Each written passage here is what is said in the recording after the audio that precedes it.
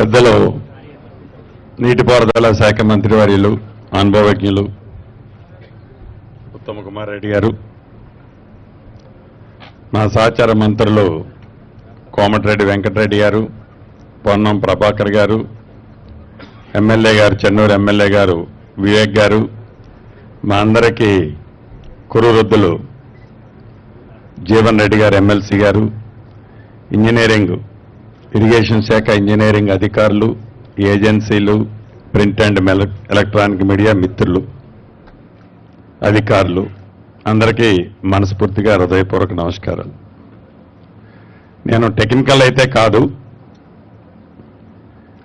నేనేమి ఇంజనీరింగ్ చదువుకొని ఇప్పుడు నేను ప్రశ్నించే డిపార్ట్మెంట్ని నేను అడగటంలా, ఒక లేమ్యాన్గా ఎప్పుడైతే ఈ బ్యారేజీ కుంగిపోయిందో, ఇంకొక బ్యారేజీ వర్టికల్గా నెర్రలిచ్చిందని ప్రజలకు తెలిసిన తర్వాత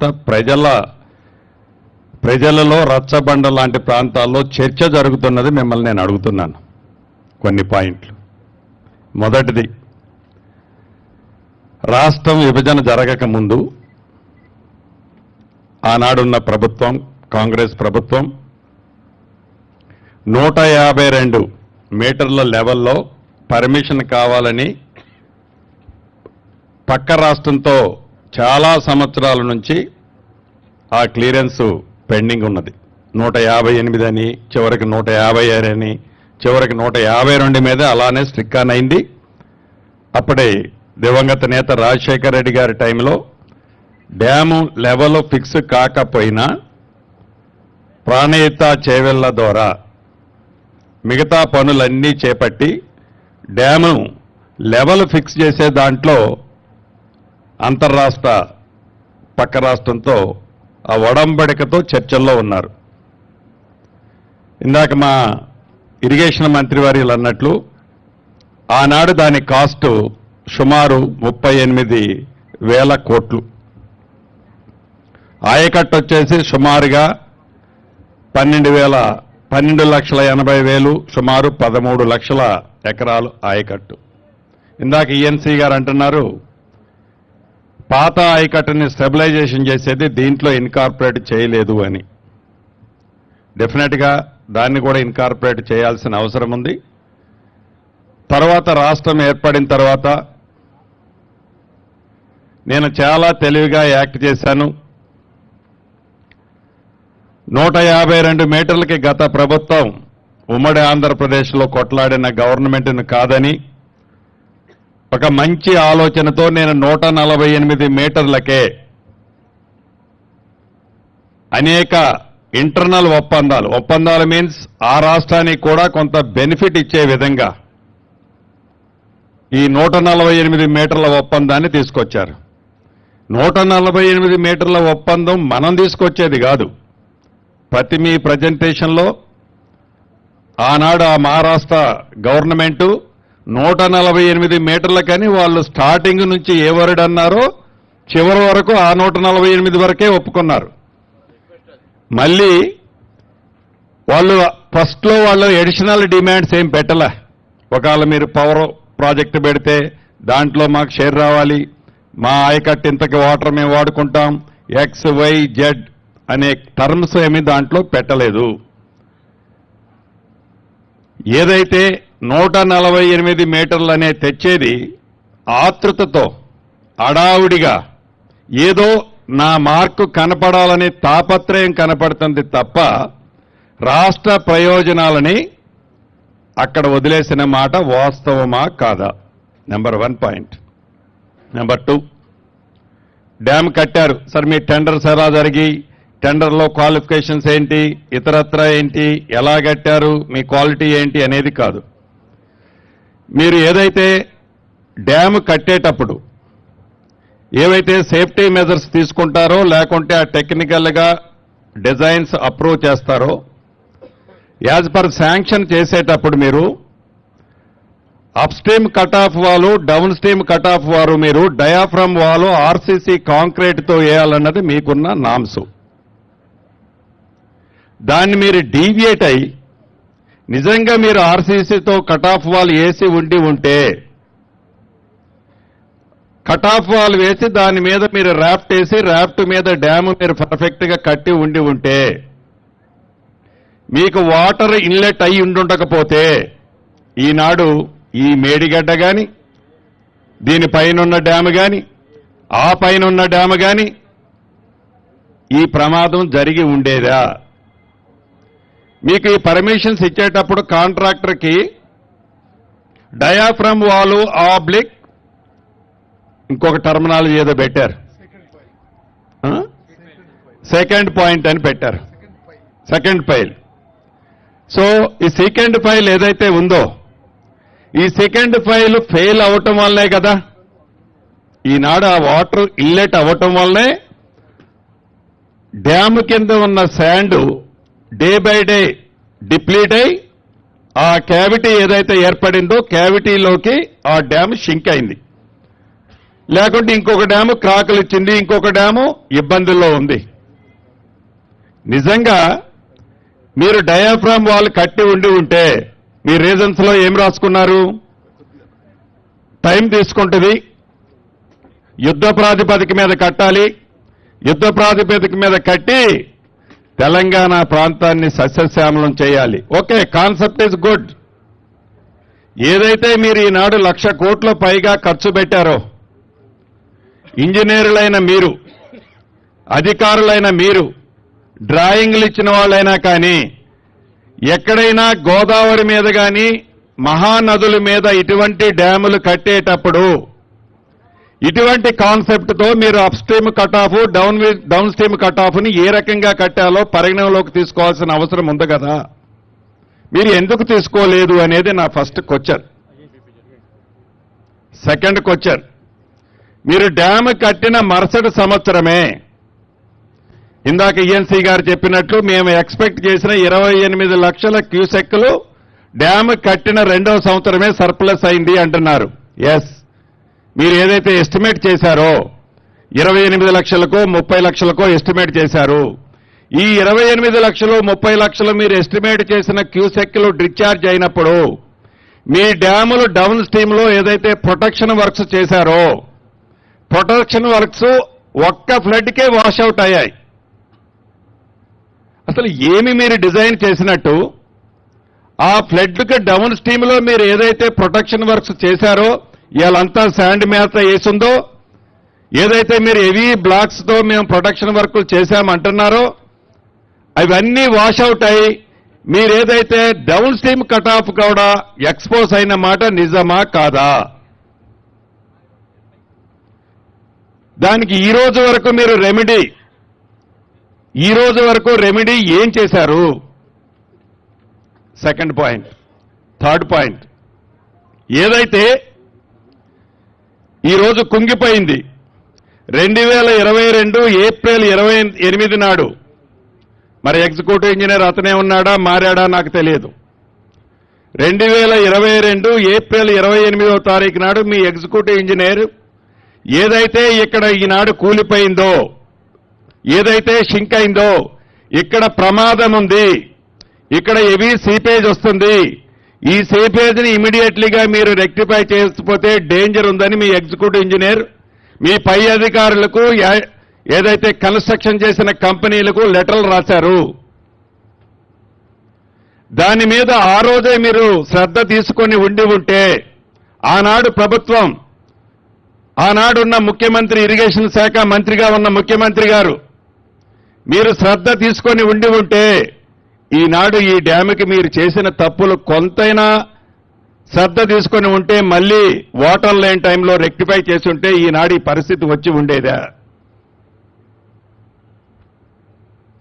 దాని మీద ఉన్నతాధికారులు ఏం చర్య తీసుకున్నారు?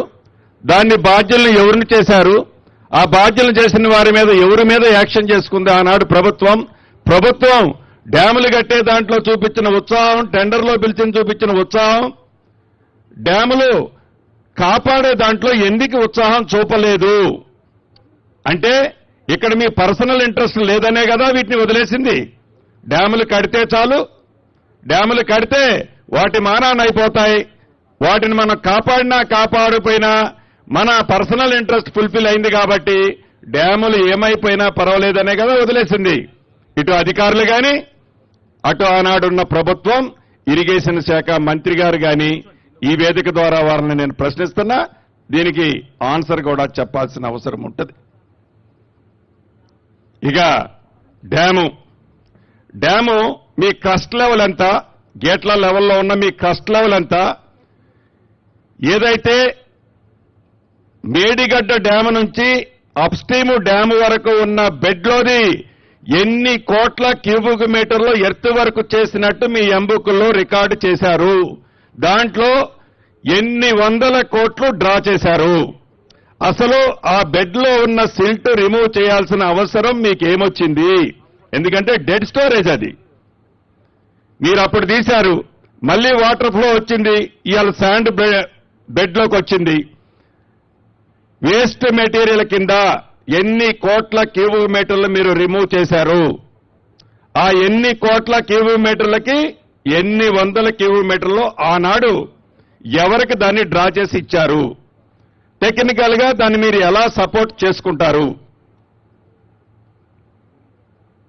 వీటి మీద తప్పకుండా ఈ డ్యాముకు సంబంధించింది.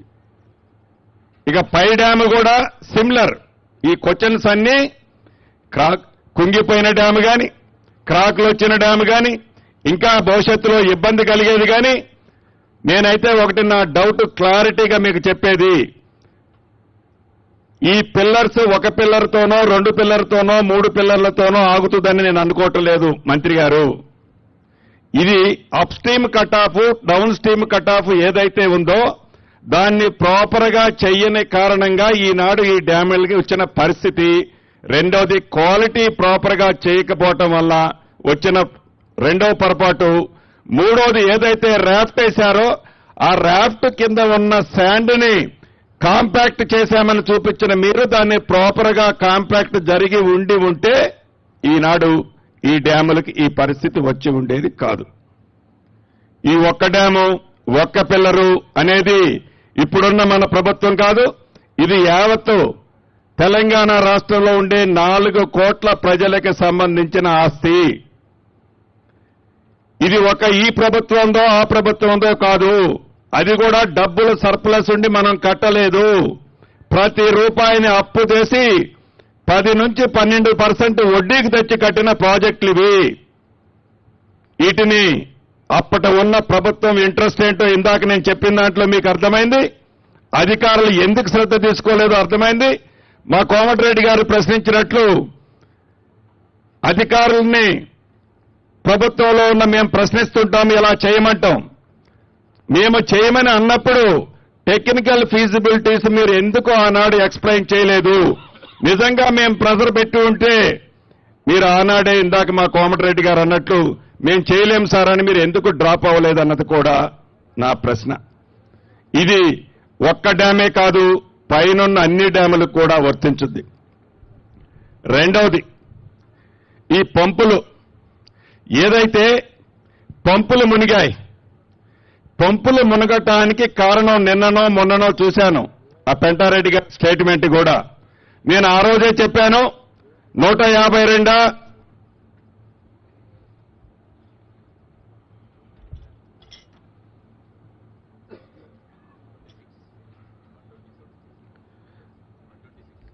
126 మీటర్స్ హైట్ లో పెట్టాలని నేను ఆ రోజే చెప్పాను.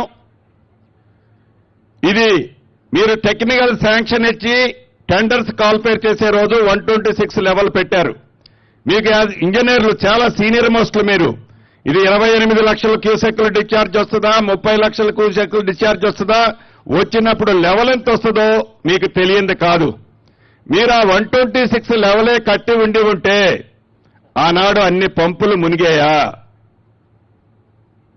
అని జరిగిన నష్టమేంటి? మీరు నిజంగా 124లోనో 122లోనే కట్టారు. మీరు ఆ పంపులకి ముందు స్టాప్ లాక్ గేట్స్ ఉన్నాయి మీవి. ఫ్లడ్ ఎక్కువగా వచ్చి ఆ ఫ్లడ్ ఆ పంపుల మీద పడి ఆ పంపులు మునిగిపోయి డ్యామేజ్ జరిగిందని మీరు అన్నారు. మీకు ఇటువంటి ప్రమాదము విపత్తు వస్తుందనే మీరు ఫ్రంట్ లో స్టాప్ లాక్ గేట్స్ పెట్టారు. మీ స్టాప్ లాక్ గేట్స్ ఆ రోజు పని చేశాయా చెయ్యకపోతే దానికి ఎవరి మీద మీరు యాక్షన్ తీసుకున్నారు? ఆ స్టాప్ లాక్ గేట్స్ పని చేయని కారణంగానే తెలుసో తెలియకో మీరు లో లెవెల్లో కట్టిన పంపులు మునిగాయి. దాని ఫ్రంట్ ఉండే వాళ్ళు కూడా టోటల్ గా కొలాప్స్ అయింది. సుమారు వందలాది కోట్లు ప్రజల సొమ్ము దుర్వినియోగమైంది. ఆ టెక్నికల్ గా ఎవరు దానికి డిజైన్స్ అప్రూవల్ ఇచ్చారు? ఆ డిజైన్స్ అప్రూవల్ ఇచ్చిన అధికారుల మీద కనీసం ఏమన్నా రివ్యూ చేసి దాన్ని మీరు డిబేట్ పెట్టారా? మళ్ళీ నాకు తెలిసి ఆ పంపులకు సంబంధించిన దాంట్లో రాష్ట్ర ప్రభుత్వం నుంచి మళ్లీ డబ్బులు ఇచ్చే కార్యక్రమంలో భాగంగా ఒక ఫైల్ సర్క్యులేట్ అవుతుంది, ఫైనాన్స్ లో ఉందని నాకు తెలిసింది. ఇది నిజమా అబద్ధమా? ఇస్తే ఏ యాక్ట్ ప్రకారం వాళ్ళకి డబ్బులు ఇవ్వాలని మీరు అనుకుంటున్నారు?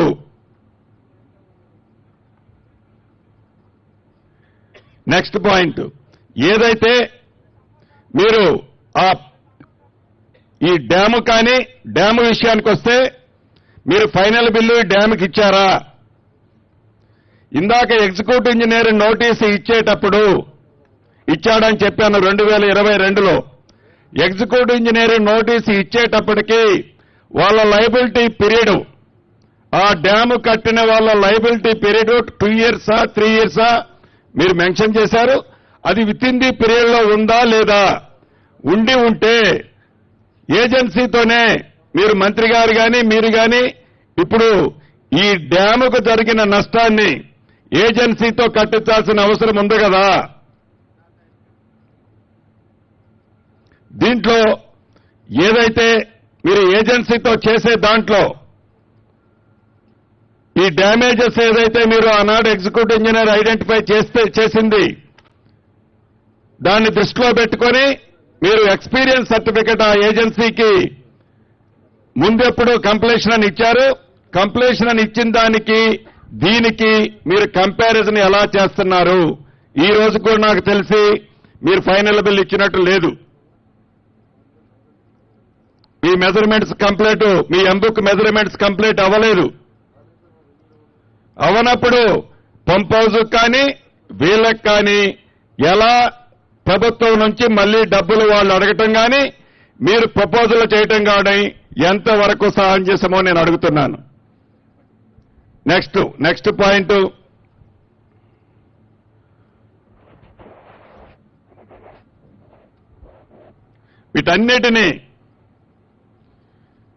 వీటన్నిటినీ దృష్టిలో పెట్టుకొని ప్రజల సొమ్ముని గత ప్రభుత్వం ఏదైతే ఖర్చు పెట్టిందో అది కూడా అప్పు తెచ్చి ఖర్చు పెట్టిందో, ఈ అప్పు తెచ్చి ఖర్చు పెట్టిన డబ్బు ప్రతి రూపాయి ఇది ప్రజల సొమ్ము. ఇది ప్రతి నెల వడ్డీతో సహా రాష్ట్ర ప్రభుత్వం రేపు కట్టాల్సింది. దీన్ని ఒక్కసారి గమనించాలి. ఇక థర్డ్ టీఎంసీ సబ్జెక్టు, మీరు 2 టీఎంసీలకే గడిచిన 5 సంవత్సరాలలో మీరు అది టీఎంసీలో లిఫ్ట్ చేసింది పెట్టండి, అది స్క్రీన్ మీద.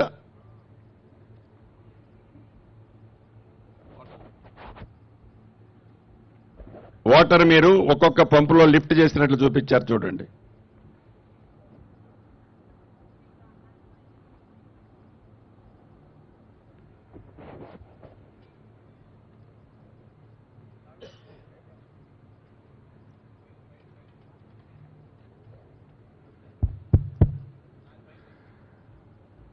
మీరు ఫస్ట్ పంపు దగ్గర మీరు 50 టీఎంసీలు గడిచిన 5 సంవత్సరాల్లో మీరు లిఫ్ట్ చేసినట్లు చూపించారు. రెండో పంపు దగ్గర 46.2 టీఎంసీలు, మూడో పంపు దగ్గర 41.35 టీఎంసీలు లిఫ్ట్ చేసినట్లు చూపించారు. అంటే ఫస్ట్ నుంచి లాస్ట్ వరకు డిఫరెన్స్ 9 టీఎంసీలు ఉంది. నాకు తెలిసి ఈ మధ్యలో ఆయకట్టు ఉందా? ఈ గోదావరి ఫ్లడ్ బ్యాంక్ కి అటు సైడు మన సైడు ఆయకట్టు 9 టీఎంసీలు డ్రా చేసేంత ఆయకట్టు ఉందా? లేకపోతే ఆ 9 టీఎంసీలు మొదటి పంపు ద్వారా రెండో పంపు ద్వారా పవర్ ఏమని కొట్టుకు రావట్లే, ఈ 2 పంపుల ద్వారా లిఫ్ట్ చేసిన వాటర్ మళ్ళీ తిరిగి గోదావరికే వదిలారా? ఫస్ట్ 50 టీఎంసీలు అంటే గడిచిన 5 సంవత్సరాలలో మీరు ఖర్చు పెట్టిన 1,00,000 కోట్లు పెట్టి మీరు లిఫ్ట్ చేసిన వాటర్ ఎంతయా అంటే గోదావరి నుంచి లిఫ్ట్ చేసింది కేవలం 50 టీఎంసీలు. ఈ 50 టీఎంసీలు బయటికి పంపింది ఎంతయా అంటే గోదావరి దాటి కేవలం 41 టీఎంసీ. దీని పరిస్థితే ఇలా ఉంది. మీరు అసలు 3వ టీఎంసీ ప్రపోజల్ ఎందుకు వచ్చింది? 3వ టీఎంసీ ప్రపోజల్ ఆనాటి గవర్నమెంట్ ఏదైనా మీకు రెఫరెన్స్ ఇచ్చి 3వ టీఎంసీ కూడా మేము చేయాలనుకుంటున్నామంటే ప్రపోజల్ మీరు తయారు చేశారా? లేకుండా మీరే ఆ ప్రపోజల్ తయారు చేసి గవర్నమెంట్కి పంపారా? మీరు 3వ టీఎంసీ పంపినప్పుడు సుమారు ఎడ్వర్క్స్ లో ఉండే 4,000 కోట్లు మీరు ఫస్ట్ లిఫ్ట్ ఆపరేట్ చేసింది